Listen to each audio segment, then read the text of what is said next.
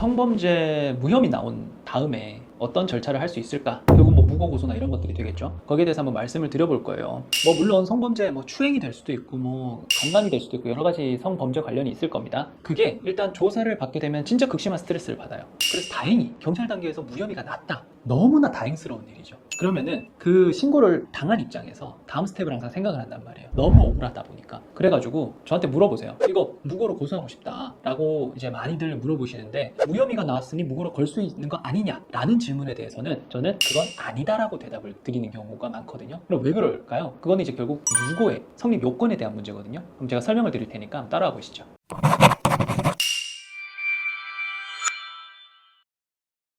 무고죄 성립 요건이 어떻게 되나요? 이제 일반인이 생각을 할 때는 무혐의라는 거를 어떻게 생각을 합니까? 나는 그런 적이 없다 라고 생각을 하는 거죠. 그러면은 내가 그런 적이 없는 것에 대해서 저쪽이 신고를 했으니 나는 허위 신고로 고소를 하겠다 이거지 않습니까? 그러면은 무고가 되기 위해서는 두 가지 요건이 충족이 돼야 돼요. 첫 번째, 객관적으로 허위여야 한다. 두 번째, 주관적으로 신고를 한 쪽에서도 허위라고 인식을 했어야 된다는 겁니다. 그러면은 둘 중에 하나가 안 됐다. 보통은 어떤 경우예요? 객관적으로는 허위인데 신고를 한 쪽에서 나는 그걸 진실이라고 믿었다라고 신고를 하는 경우가 있을 겁니다. 쉽게 말해서 내가 추행으로 신고를 당했어. 나는 손으로 엉덩이를 친 적이 없는데 저쪽에서는 엉덩이를 만졌다라고 추행 신고를 했다고 쳐봅시다. 무혐의는 나왔어. 그죠? 나는 친 적이 없다라는 걸로. 그런데 저쪽은 신고를 한 쪽은 어때요? 내 느낌이 그랬어요. 엉덩이 쪽에 뭔가 닿이는 느낌이 났어요. 그래서 그때 그 사람이 지나갔어요. 그래서 저는 그 사람이 제 엉덩이를 손으로 친 줄 알았어요. 인식은 어때? 진실이잖아. 그럼 이건 무고가 안 되는 거예요. 그래서 무고가 되려면 객관적으로 허위여야 되고 주관적으로도 허위여야 된다. 그리고 또 이제 여기서 많이들 착각을 하시는 게 앞선 나의 추행이나 이런 게 무혐의가 객관적으로 허위를 의미하진 않습니다. 왜? 경찰은 어떤 경우에 무혐의를 내려요?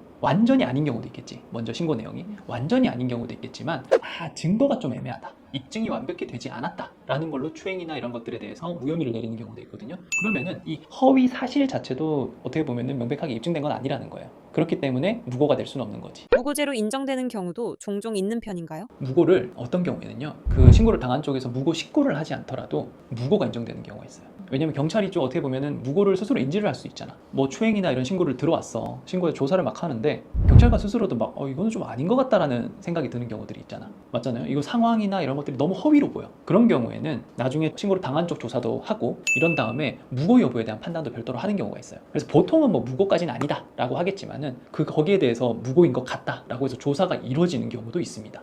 그래서 뭐 무고가 무조건 안 된다 이건 아니에요. 무고를 입증하기 위해서는 어떤 자료가 중요할까요? 어쨌든 객관적인 증거가 좀 필요해요. 뭐 CCTV 있으면 당연히 인정이 될 수 있겠지. 근데 CCTV가 있다 손 치더라도 저쪽에서 신고를 한 쪽에서 많이 주장을 하는 게 내가 일자를 좀 착각했나 보다. 그럼 어떡해? 그때 그건 없었을 게 맞아. 근데 다른 날에는 또 있었을 수 있잖아. 그렇기 때문에 또 무고나 이런 것들이 안 될 수 있다는 말이에요. 그런데 이제 앞서서 경찰관이나 수사관이 계속 물어보죠. 이날 맞냐, 이 상황이 맞냐 이런 식으로 다 그날 이외에는 있을 수 없다라는 게 막 입증이 된 상황에서 CCTV나 이런 것들 딱 깠는데 아니야.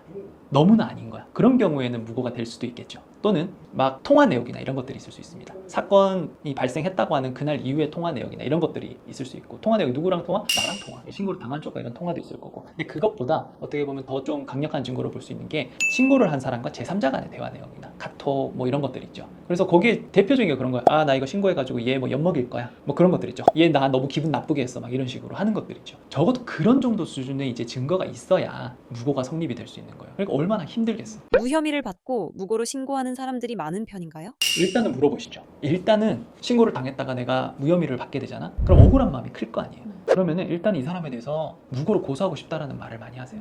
무고로 고소하는 경우는 아니 무고가 안 되더라도 얘도 나한테 잘못한 부분이 있잖아. 그럼 나도 그걸 고소를 하고 싶다. 근데 잘 안 되는 경우들이 많아요. 왜냐면은 시기적인 문제가 일단은 좀 있어요. 무고 이외의 신고를 할 때는 앞서 내가 피해를 입었다라고 하더라도 신고한 게 아니었잖아. 근데 내가 이런 추행이나 성범죄를 이렇게 잘 신고를 당한 다음에 이후에 내가 신고를 하면은 수사하는 입장에서 좀 어떤 생각이 들어? 보복이나 이런 느낌이 좀 들죠. 그래서 좀 안 되는 경우들이 있고, 그 다음에 무고 관련해가지고는 대부분의 케이스가 왜 무혐의가 나냐? 증거불충분이에요. 명백하게 이게 뭐 신고한 내용이 가짜다 이게 아니고 다른 증거나 이런 것들이 입증할 증거가 좀 부족하니까 너는 무혐의다 이렇게 주거든요. 증거불충분으로 인한 혐의 없음이거든요. 그렇기 때문에 무고로 하더라도 애초에 이게 명백한 허위 신고라고 판단을 해서 무혐의를 내린 게 아니기 때문에 무고가 되기는 어렵다라는 거예요. 그래서 성범죄 신고를 당한 다음에 무혐의가 나왔죠. 그래가지고 무고를 몇 건을 저도 해봤어요. 고소를 하거나 이런 것들이 있는데 잘 안 돼. 이게 왜 그러냐면요, 좀 허위 같아.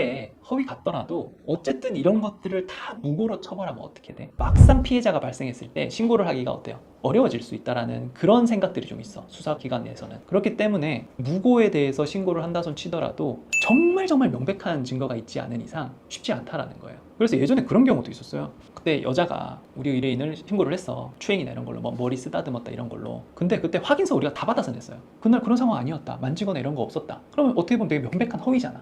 그래가지고 무혐의로 나온 다음에 우리가 무고로 고소를 했거든요. 결과는 그런 객관적인 사실 확인서나 이런 것들이 좀 있었음에도 아니다, 그냥 근거 없이 그냥 아니래, 그렇게 나와버리는 거예요. 일단 가해자로 신고를 당한 입장에서는 약자의 편으로 갈 수밖에 없는 거예요. 약자의 지위에서. 그렇기 때문에 일단 지금 뭐 이 영상을 보신다면은 증거불충분으로 어쨌든 무혐의를 받으신 상황이겠죠. 그러나 무고로 다시 고소를 하실 때는 정말 꼼꼼한 준비를 하고 가셔야 돼요. 앞서 있었던 그 사건에서의 증거나 진술이나 이런 것들을 최대한 확보를 하시고, 그다음에 제3자의 목격 확인서도 최대한 확보를 하시고, 그 다음에 무고 고소를 하셔야 신고를 한 쪽에 대해서 그나마 무고의 혐의를 인정받을 수 있는 가능성이 생기는 것들이니까요. 정말 좀 이거는 섣불리 하는 거는 그냥 한 번의 기회를 날리는 거예요. 한 번이자 마지막 기회를. 아시겠죠? 이상 이원우 변호사였습니다.